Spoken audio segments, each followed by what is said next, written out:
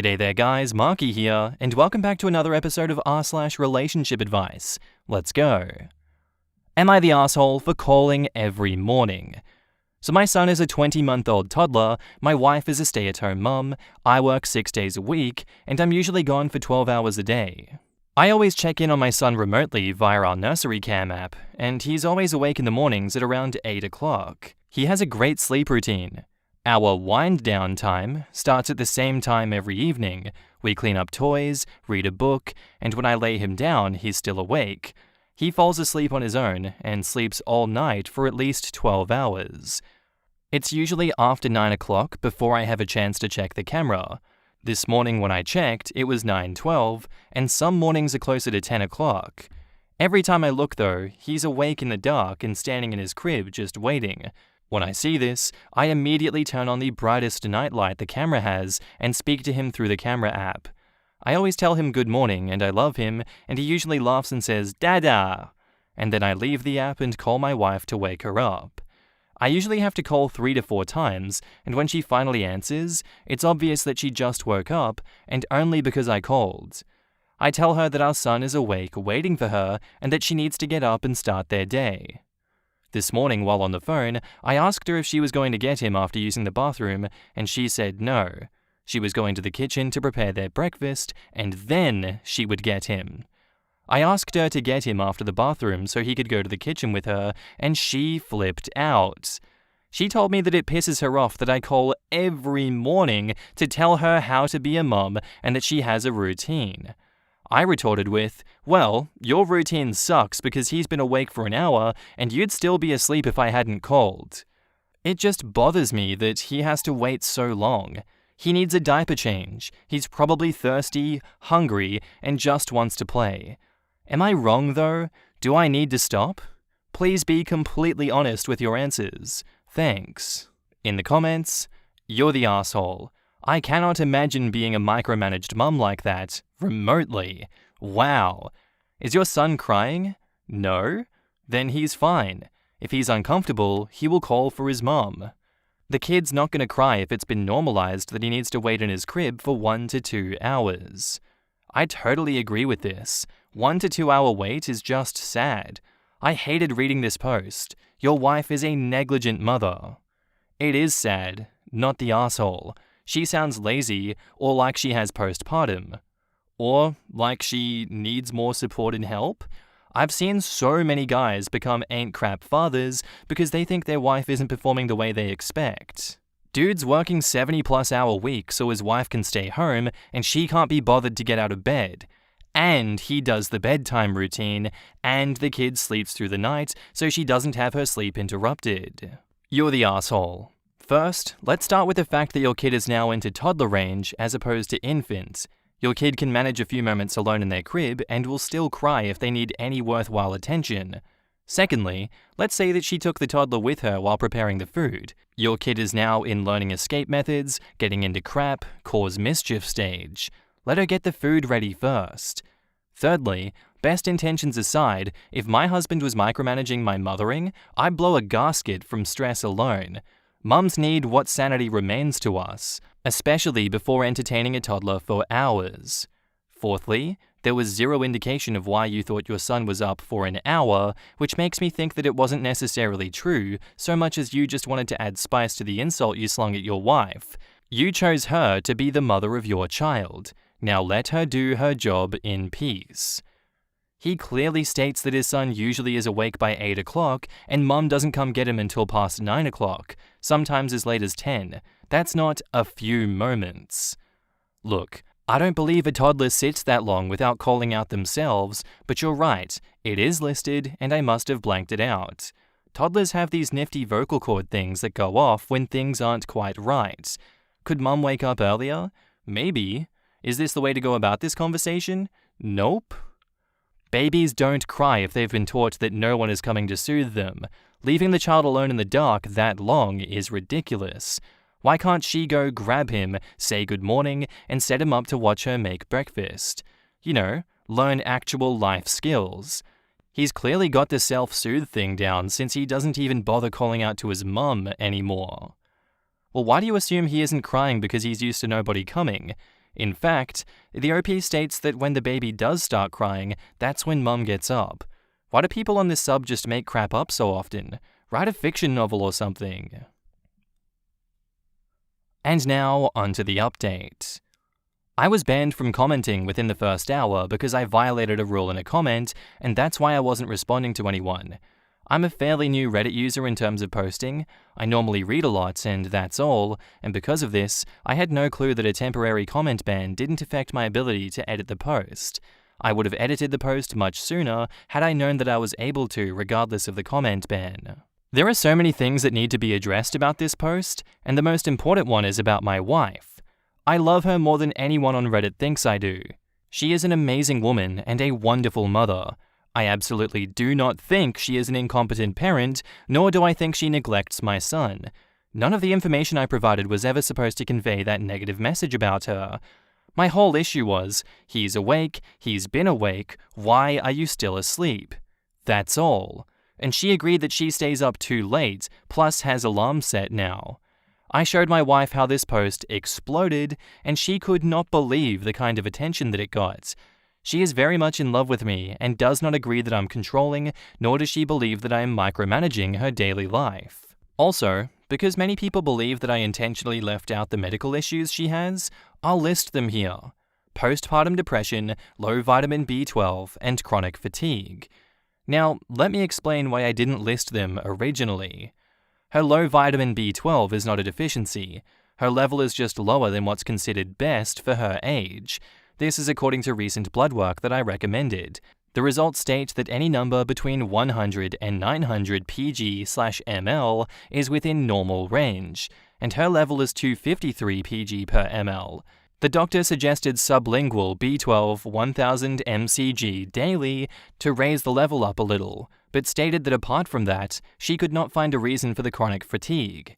Because of these results, and especially after purchasing the supplements, in my mind, the B12 is not a problem. Also, the blood work confirmed that everything else was normal. The postpartum depression is actively being monitored and treated by a professional. My wife literally goes to a psychiatrist or psychologist. I can't remember their exact title, multiple times a year, and we pay for medication every 30 days. She initially tried depression medication, followed the regimen religiously, and not much changed for her. This was addressed in a following appointment, and a new medication was prescribed. Her current medication is normally used to treat ADHD or narcolepsy, and the doctor believed that it would alleviate some of her tiredness and release more dopamine, thus providing more energy in her daily life. This does seem to be true, and she seems to be happy with the medicine. The chronic fatigue is a result of her own poor scheduling and personal health.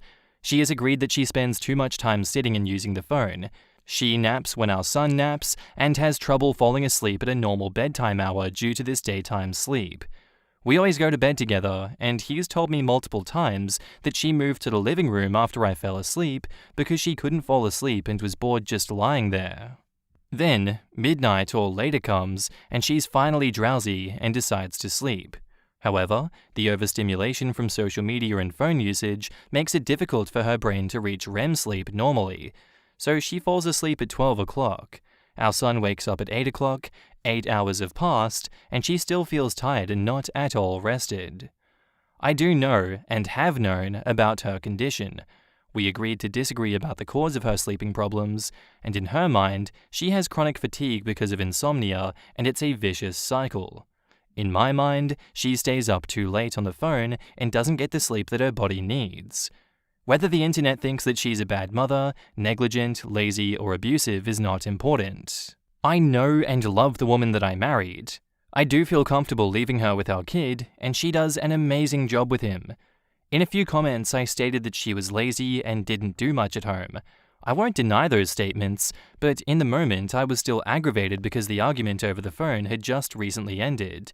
I don't truly think that she's lazy because I've seen what she can do. I just think that she's unmotivated due to a lack of sleep and the same 4 walls every day. Finally, I am not spying on her or my son. We only have 2 cameras in this house, and both are in our son's room. One camera provides a wide-angle view of the entire room, and the other one is positioned directly above his crib. The cameras serve no purpose during the day because I'd barely be able to hear background noise from another room, even if I did try to listen in. My wife is an amazing woman and an amazing mother. My son is just so happy all the time. He is super smart, full of energy, and extremely healthy. I will not be hiring a nanny or using a daycare. There is absolutely nothing wrong with what my wife does during the day. I just wish she'd start her day earlier for my little man. I want to say thank you to everyone who commented on this post and messaged me. My wife and I had a long, in-depth conversation last night after all of the attention this post received, and I've shown her everything. There were tears, much more laughs, and a lot of things to think about. I think the most important thing we learned is that so many people are quick to judge, and that in itself is a very big problem. I need to make it clear that my wife does not have narcolepsy. She is not taking medicine for narcolepsy, and I said that the medicine she takes now is usually used to treat narcolepsy or ADHD. She also does not have ADHD. The second thing we learned is that people love to add details and change the story. In the comments, "My wife is amazing. I never intended to make her sound bad." But also, "All my wife does is scroll through TikTok all day." Pretty much sums it up. Asshole in denial. He sounds awful to be married to. It's like he wants his wife to be more dependent on him, so he shit on her. If she does nothing but be on the phone all day, then honestly, she sounds just as bad. I have a hard time believing she does nothing. Maybe when he gets home, she hands off kid care and sits and scrolls on her phone for a break, but he wasn't complaining about the house being a mess, laundry piling up, dirt everywhere. I think she's doing a ton of work that he doesn't acknowledge or notice. If she's not waking up till 10 a.m. and that kid is sitting up for hours unattended, he has a dirty diaper from the night before, 100%, period. That kid is sitting in a nasty-ass diaper for hours, and that is incredibly unhealthy. I really dislike his belief that she doesn't actually have insomnia. As someone with insomnia, yeah, being on my phone probably doesn't help. But I can't just lie there wide awake for hours on end, hoping that I'll get to sleep. Doing that makes me stressed and anxious about how much time I have left to sleep, which in turn keeps me up later. Distracting myself by using my phone or reading or whatever allows me to become drowsy and actually fall asleep. Our next post is titled, "Am I the asshole for snapping at my in-laws for saying my husband ruined his life?" For some context, my 36 female husband, also 36 male, comes from a family of athletes. They put him in boxing as a kid. He was talented and he suffered a lot of pressure from his family. They wanted him to become professional, but my husband never wanted that. In high school, things got worse for him as the school's coaches were brutal, and the attention he received from promoters and outside coaches led his family to put more pressure on him. The relationship with his family went south when he informed them he was going to university and giving up boxing for good. Not true the boxing part. I met him a month before we started high school, and we've been together ever since. When he was 30, his family contacted him to try to fix their relationship. Now, we took our children on Sunday to visit them. Sister-in-law and her husband were talking about one of my nephews learning to play the piano and that he's good for his age. Then mother-in-law said, and I quote, "Be careful. You don't want to encourage him only for him to quit and ruin his life, as husband has." It seemed like mother-in-law forgot that I was there, and they went silent. My husband was currently out buying some things with his father and his other two brother-in-laws. I was calm and asked her how he ruined his life. His sisters got involved and said that's not what mother-in-law meant, and I wouldn't understand. I replied, "No, I don't understand. I don't understand why you wanted to live through him, why you never listened to him, why you never accepted what he wanted, why you didn't let him be, why you think he ruined his life. I don't get it. If you think it's because I don't know how talented he was, you're wrong, because I was there, even when you abandoned him. It wasn't for nothing that he got 2 scholarships and people were after him. I'd understand if he didn't do anything with his life, but that's not the case. He has a degree, an amazing career, built 2 different businesses, is a great father and a husband. He is more successful than all of you combined. Please tell me how he ruined his life, or what part I don't understand." I got silence. I took our children and I left. I texted my husband that I was going home. He arrived shortly after, and I told him what happened, and he's not mad. To be honest, this is the first time I heard these types of comments, and I pretty much blew the relationship that he has with his family, and apparently also caused issues with his sister's husbands because they had a different version of why my husband was estranged. In the comments, not the asshole. Mother-in-law was patronizing your husband's life choices, and you stomped on her with the truth. Info. So the sisters were lying to their spouses about your husband? OP replies, pretty much. My husband talked to them yesterday, and apparently his sisters told their husbands that my husband just quit his sport and left the family. The family that supposedly supported and encouraged him to succeed, but the reality is different. It looks like them sisters have some explaining to do, lol. Problem with lying is that you have to keep telling lies to back up the first lie. It just snowballs. I mean, in their minds, it's probably not even lies. It doesn't sound like the family listens to the husband or considers his preferences, so in their mind, yeah. He went nuts one day and left the sport, and the family all of a sudden. Not the asshole. Good on you. I played volleyball competitively through high school and was offered several scholarships to play at great schools. I was burnt out, and I wanted to focus on my degree. My parents were not okay with me turning down the volleyball scholarships, and then my mum told me that I would not get my college fund, which I know is a privilege on its own, unless I attended state school near her. Guess who dropped out of the school to move away from her parents after a year? Guess who went no contact with them for a year? And guess who is proudly finishing up her biology degree at 34? You did a wonderful job of advocating for and defending your husband. Kudos to you. OP replies, the worst part is that my husband's parents didn't want him to go to university. They wanted him to go pro right after high school.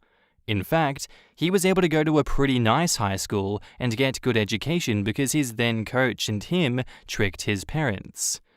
Good God, it sounds like they really wanted him to turn into a cash cow. This is all I'm thinking, especially with the ruined life comment. Mother-in-law wanted her son to have the fame and wealth for her own status, even though he was the one risking injury, Alzheimer's, his mental health, etc.